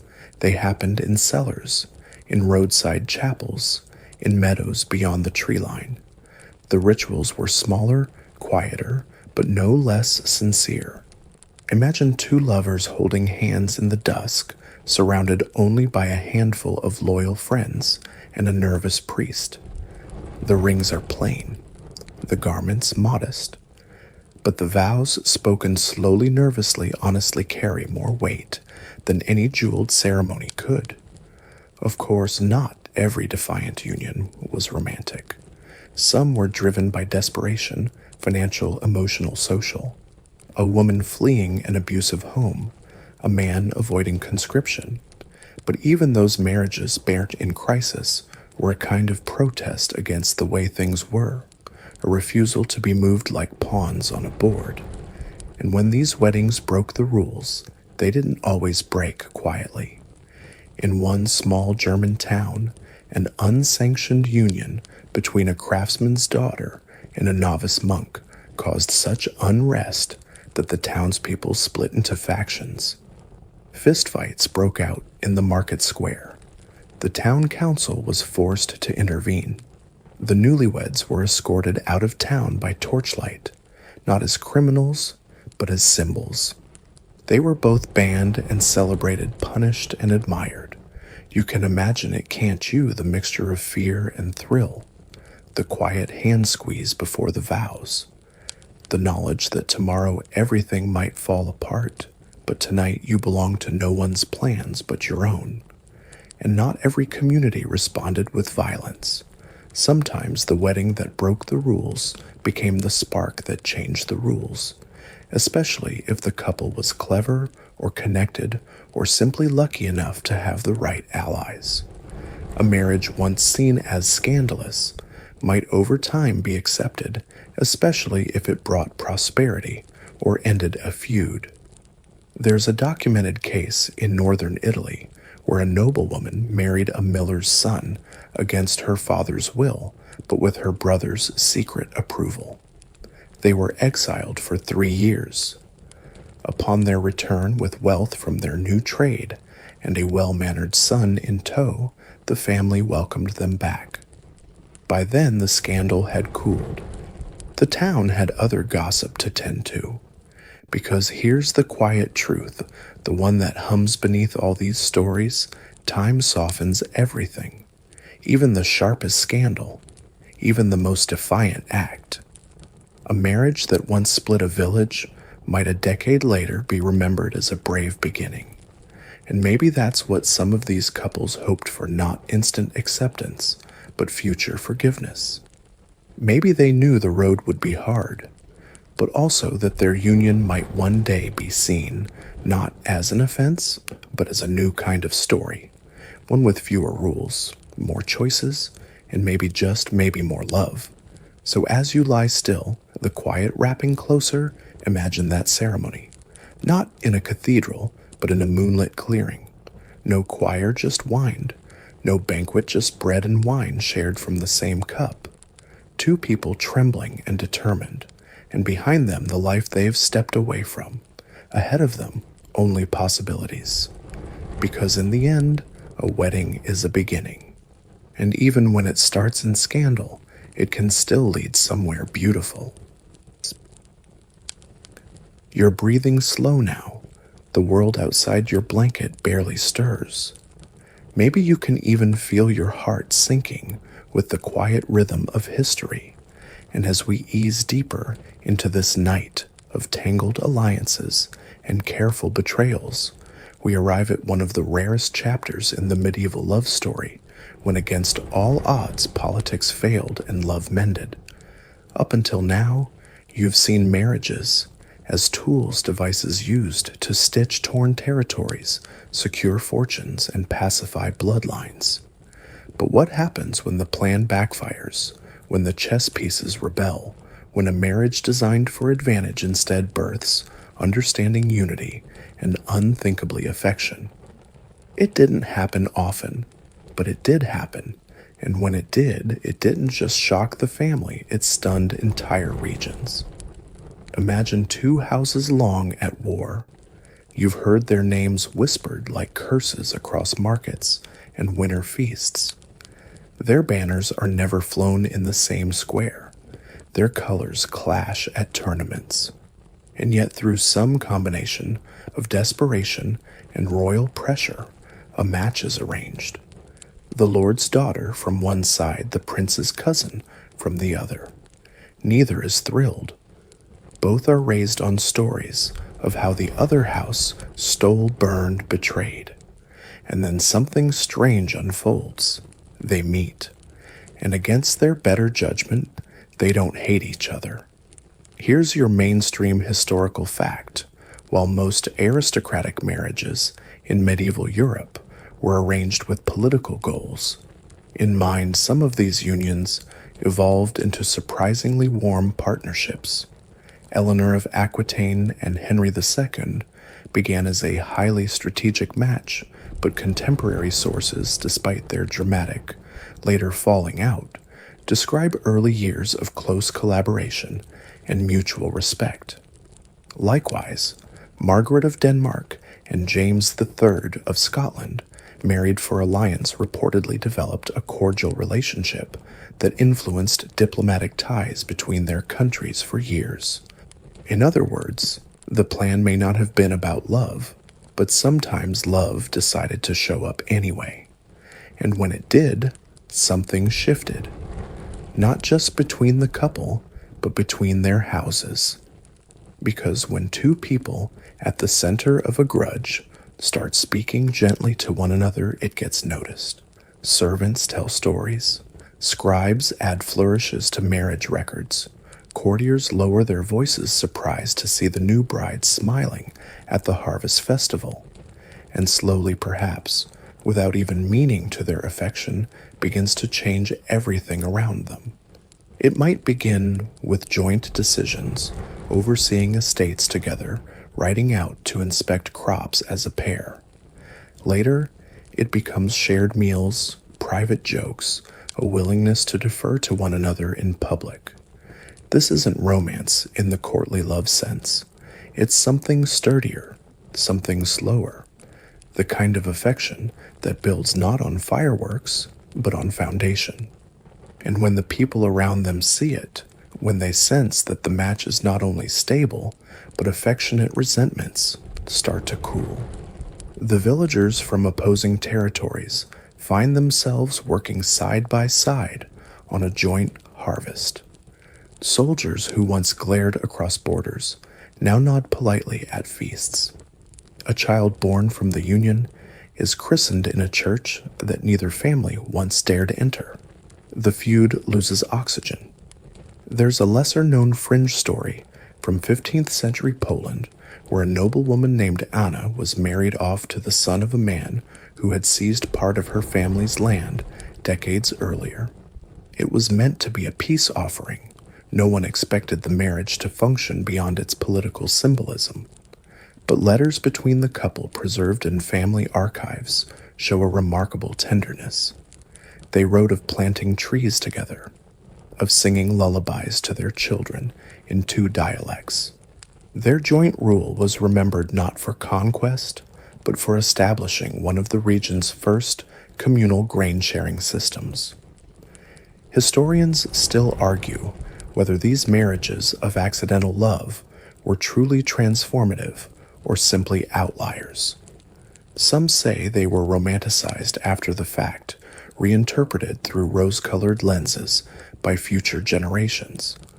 Others believe they were genuine and that their quiet success created more social space for the idea of marriage as partnership rather than contract. But regardless of the truth the ideas endured, it whispered its way into legends, into lullabies, into the long memory of towns that once sat divided and found themselves unified. Imagine now how those first days must have felt for the couple. Two strangers wed under duress, forced into proximity, sharing a roof, a table, a future, expecting nothing but civility, preparing even for quiet hatred, and then something unexpected, a shared laugh, a moment of unexpected honesty, a realization that though raised on opposite sides, their hopes weren't all that different. And with that, the story shifts. What was supposed to be a living truce becomes something richer. The marriage that mended becomes a model. Families that once spat across banquet tables start trading wine again. Trade routes reopen. Hunters from both sides gather under the same moon, all because two people meant to symbolize peace chose to live it instead. Of course, not every attempt worked. There were plenty of unions meant to heal feuds that only made them worse. Couples who could barely tolerate one another. Children pulled between conflicting loyalties. Sycophants who tried to sabotage peace for their own gain. And yet, despite the many failures, these rare, resilient love stories burned like hearths in long winters, warm, steady, and real. And perhaps that's what made them so powerful. In a world trained to distrust, trained to strategize, trained to expect betrayal, genuine affection felt revolutionary. Healing didn't arrive with declarations. It arrived in small gestures. A shared meal, a fair ruling, a daughter named after a long-hated relative, because when love mends what politics couldn't, it does so without drawing swords or drafting treaties. It does so wordlessly, daily, softly. So now, as you settle deeper still, your body heavy, your thoughts quiet, imagine a candlelit room in a modest manner. A husband and wife, not grand rulers, not warriors, Just two people sitting at a table, reading letters by the fire. Outside the village sleeps. Fields once raided now grow wildflowers. Children from both bloodlines play in the same muddy stream. No proclamation announced it, no trumpet declared it. But peace has come, not because it was negotiated, but because two people learned to see each other. And in a time when seeing someone truly seeing them was a rare and radical act, that was enough. You've grown familiar now with the soft echo of rules and rebellion, how some medieval hearts whispered beneath the weight of duty, while others dared to speak even love out loud.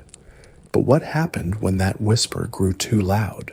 What happened when love defied not just expectation or class, but law itself? Tonight, in this dark velvet hour, we open the doors to the most forbidden stories. The ones with sharp endings.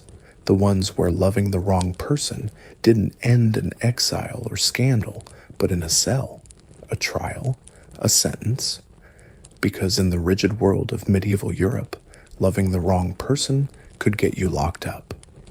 Let's be clear, not every forbidden love story met with iron bars. Many simply faded into memory, disgraced, mourned, or quietly forgotten. But some were punished, and not in secret, publicly, legally. Because marriage wasn't just sacred, it was structural. It was the spine of society. To twist it for personal desire was in many eyes to threaten the entire body politic. Imagine yourself in a city, Paris maybe, or Cologne, a bustling town packed tight with market scholars and clergy. The streets are crooked, the air thick with the smell of smoke and bread. And in this swirl of noise and commerce, two people find each other, a merchant's son and a noble's daughter, or a novice nun and a young knight. Maybe they met at mass. Maybe he carried her across a flooded street. However it began, it grew, secretly, dangerously, and then it was discovered. Here's your mainstream historical fact. Throughout the Middle Ages, marriage laws and social codes were enforced not just by families, but by church courts and municipal authorities. Secret marriages, unauthorized unions, or relationships that crossed legal lines, such as consanguinity, being two closely related vows of chastity or pre-existing betrothals, could result in harsh punishments. Imprisonment was not uncommon, especially for those who defied clerical status or class divides. And it wasn't only the lovers who suffered. If a noblewoman pursued an unapproved match, her family could lose alliances. If a widow remarried without permission, her late husband's estate could be seized. And for priests or nuns who broke their vows, especially if caught in romantic relationships, imprisonment, flogging, and public shaming often followed. There's a chilling record from 14th century England of a woman named Cecily, a brewer's daughter, who was found to be carrying on a secret affair with a local friar. She was accused of corrupting a man of the cloth and jailed for 5 weeks. Her punishment worsened because she had been betrothed to another man. The friar, of course, was quietly relocated. Cecily was made an example. Punishments varied by region. In some places, offending couples were placed in stocks. In others, they were forced to perform public penance, barefoot, cloaked in shame, walking through the streets with signs detailing their offenses. In extreme cases, they were imprisoned indefinitely or cast out entirely, not just from home, but from the church, from society. But maybe the saddest part, many of those punished didn't commit crimes of passion. They weren't running wild. They were simply in love, quietly, gently, and still that was enough. Because the rules weren't only written in law, they were etched into the bones of the culture. Who you were allowed to love was dictated by birth, wealth, bloodline, religion. Violate those terms, and you weren't just foolish, you were dangerous, and yet still they tried. One fringe account from medieval Bohemia tells of a Jewish merchant and a Christian woman who fell in love. Their relationship, illegal under both civic and religious law, was discovered when neighbors reported them for meeting after dark. The woman was imprisoned in a local abbey, barred from outside contact. The man fled and was never found. Their story was recorded not as a warning, but as a curiosity, an archivist marveling at how the heart leads where it may even into ruin. Historians still debate how often the law was enforced versus ignored. Some argue that communities turned a blind eye when it suited them. Others insist that punishment was not only common, but celebrated as a reaffirmation of order. In cities where identity and allegiance mattered deeply, maintaining control over marriage was seen as essential to preserving harmony. But what did imprisonment actually look like? Often it wasn't the dungeon of popular imagination. A cell might be a windowless room in a convent, or a locked chamber in a town hall. The accused might be held for weeks or months awaiting judgment or release. Some were fined, instead crushing sums for lower-class offenders. Others were forced into the church, condemned to wear robes and take vows simply to escape harsher punishment. And some heartbreakingly took their own lives before justice could. Yet even in this darkness, light flickered.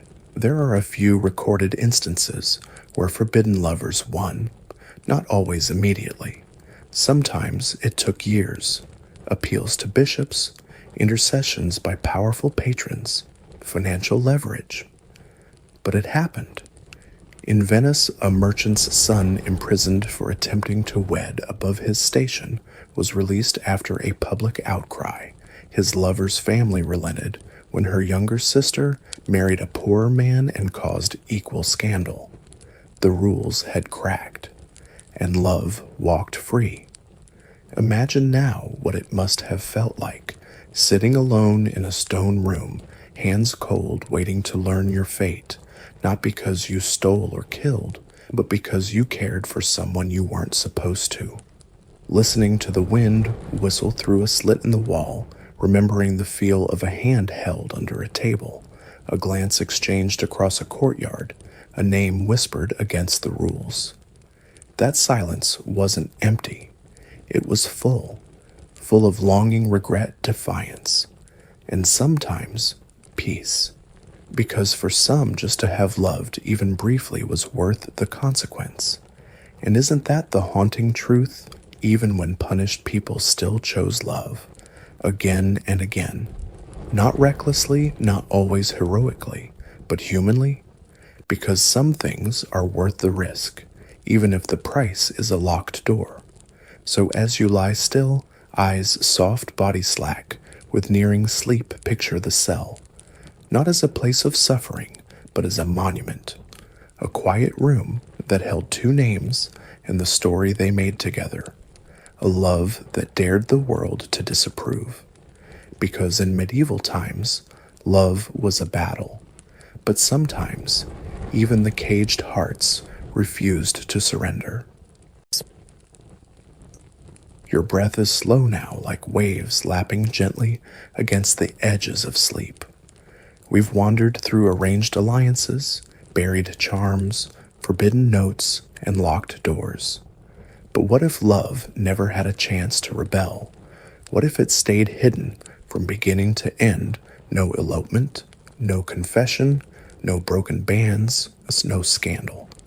Just a quiet ache folded away, carried through the years, in silence. That's where we are now. Not the loud love, not the kind that makes priests sigh and villagers whisper, but the kind that never gets spoken aloud because the risk is too great or the timing never right. This is the story of those who never stopped loving, even when the world gave them every reason to forget. It's the story of those who endured and aged with a name in their heart, that no one ever heard them say, because in the Middle Ages, not all love was meant to be acted upon. Some love simply endured quietly. In the background of arranged marriages, household duties, and endless cycles of feast and fast. Imagine a woman married at 15, raising children by a man she barely knew, keeping a house and tending to crops. Her days are filled with work, prayer, and politeness. But every time she walks through the village square, her eyes flicker just for a moment to the man who was once her friend, who maybe made her laugh when she was too young to realize what that meant. They never spoke of it, not really, but he watches her pass year after year and never quite stops watching. Or imagine a monk in his quiet cell. Once before the cloister, he knew someone, a baker's daughter, with silver flower on her cheek and a voice that filled the market like sunlight. He never touched her, barely spoke, but he still remembers how she hummed to herself while picking pears. He never forgot. Even as he copied texts and studied scripture and sang in low, solemn tones, her name pulsed quietly between the psalms. Here's your mainstream historical fact. Medieval letters, chronicles, and even wills often hint at deep emotional ties that were never formally recognized friends, buried side by side servants, named with unusual generosity in noble estates, anonymous poems scratched into monastery walls. These subtle traces reveal a kind of enduring affection that was never publicly declared, but was fiercely remembered. The medieval world didn't often allow for sentiment without structure, and yet human hearts found ways to hold on. Sometimes, the person you loved died young, before a match could be arranged, before banns were read. Maybe they fell in battle, or to illness, or vanished during a pilgrimage, and no one asked you how you felt, because feelings weren't the point. But in your quiet hours, they remained, and maybe you lit a candle for them longer than necessary, or visited a grave you were never expected to care about, or stitched their name in code into the hem of your gown. There's a fringe story found in a French convent archive, unconfirmed but often cited, of a nun named Beatrix who kept a journal in the margins of her psalter. Hidden between the Latin were notations in tiny French script, initials, brief memories, mentions of a particular song. It was only after her death that the full patterns emerged. They were love notes, not sent, not spoken, just remembered. The man's name was never revealed, but the emotion was. Historians still argue about whether such stories were common. Some say they were rare exceptions. Others believe they were simply invisible, unrecorded, undocumented, buried beneath the noise of history's louder moments. After all, if love was never acted upon, how would it leave a mark? But sometimes it did, in poems passed off as anonymous, in songs that never named the muse, in marginalia, the strange little doodles and phrases scratched into the edges of holy books and tax ledgers. A name, a heart, a line of verse. You wouldn't see it unless you looked closely, but it was there, and sometimes it showed in the way someone lived. A man who never married, though he could have. A woman who accepted a dull but kind suitor when she might have held out longer. A knight who turned away from courtship, entirely devoting himself to pilgrimage instead. Not because they feared love, but because they had known it and lost it and could not be asked to trade it for something less. Imagine now a shoemaker who once danced with the miller's daughter at midsummer. She married someone else. Of course she did, but every winter he repairs her husband's boots with more care than is strictly necessary. He never tells her. But when her roof leaks, he's the first to send help. He never stops loving her. He just changes the way he loves. This kind of enduring affection, unspoken, unacknowledged, was not seen as romantic. It wasn't celebrated. It was invisible. But it shaped lives, choices, silences, and it wasn't always sorrowful. Sometimes it was enough. Just to love, just to remember, just to carry a piece of someone inside yourself, even when you could never hold their hand or speak their name aloud. Love became a kind of prayer, repeated quietly, a private ritual. You might wonder, how did they endure it? How did someone live a whole life loving someone in secret? The answer is they folded that love into other things, into songs sung while churning butter, into embroidery, into the way they named their children, into small kindnesses given to no one in particular. That love didn't wither, it changed shape, and sometimes it was noticed. A husband who knew his wife's eyes drifted when a certain man passed by and let it go. A priest who heard a name spoken too often in confession and assigned no penance. A neighbor who recognized the pattern of glances and simply looked the other way. Small acts of grace allowing that hidden love to live on without ruin. There's a recorded case in 13th century England where an elderly woman asked to be buried facing west toward the hills of Dorset. The clergy objected it was irregular, but her will was clear. Later, scholars speculated she had once loved a man from that region. They were never married, but in death she wanted to look toward him. Whether he knew it, whether he had lived or died long before, we can't say, but her heart pointed west, always. So now, as your eyes soften and your limbs grow heavier, imagine one of those people, sitting at a window in their final years, humming a tune no one else remembers. Not alone, not unloved, just quietly faithful to something that once was, and always would be, theirs alone.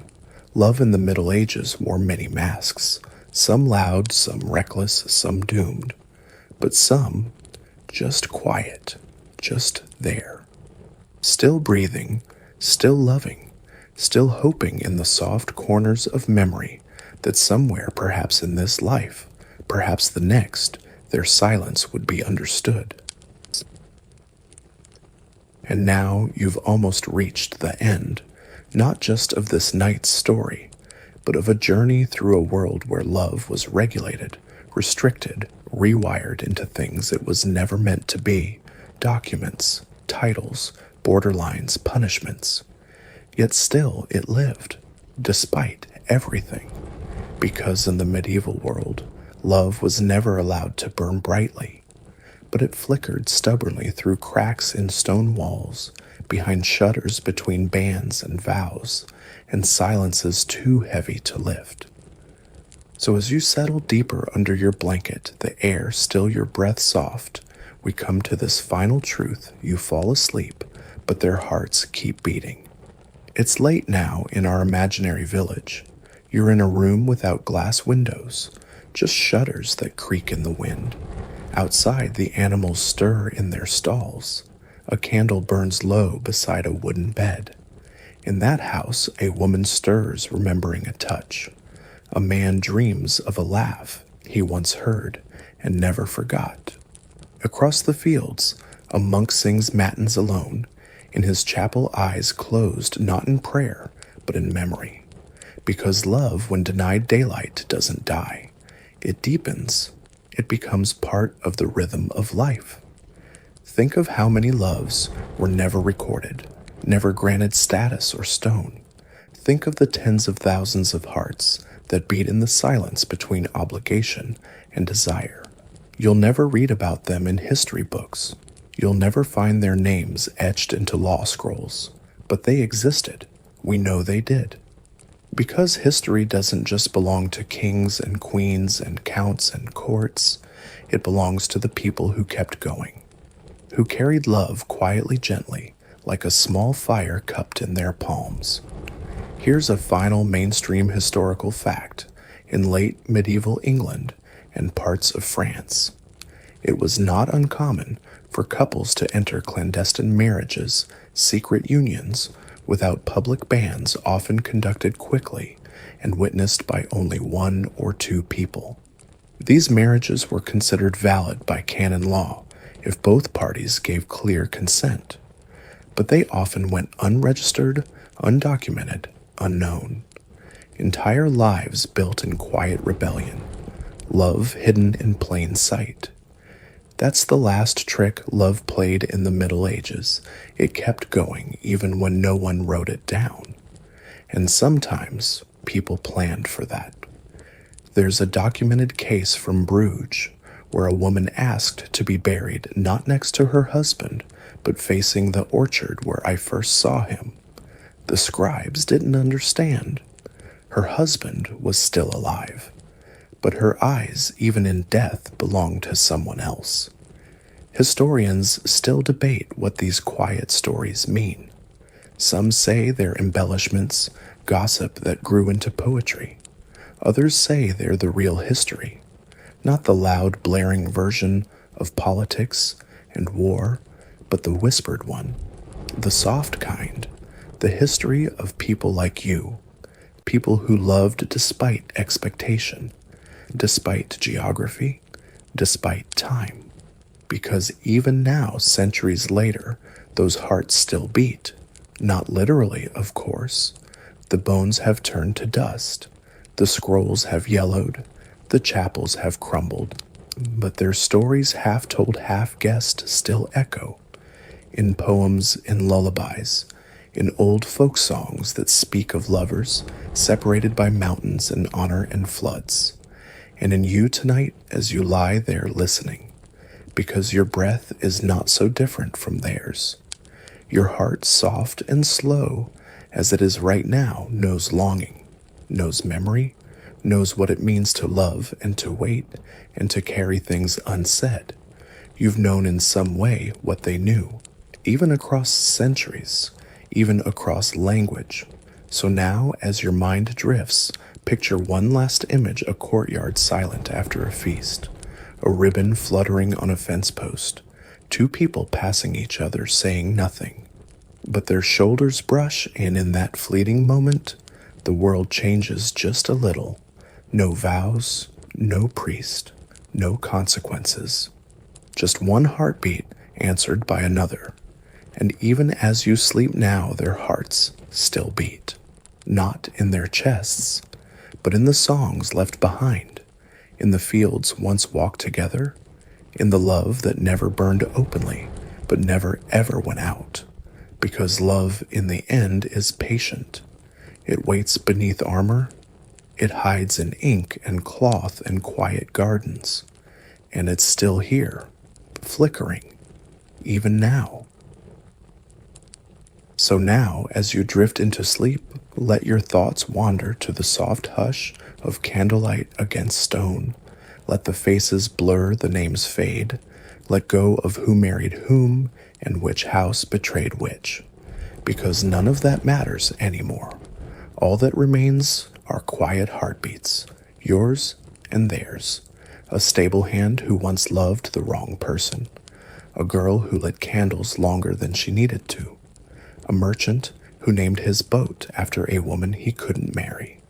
A nun who hummed the same tune every morning for 50 years.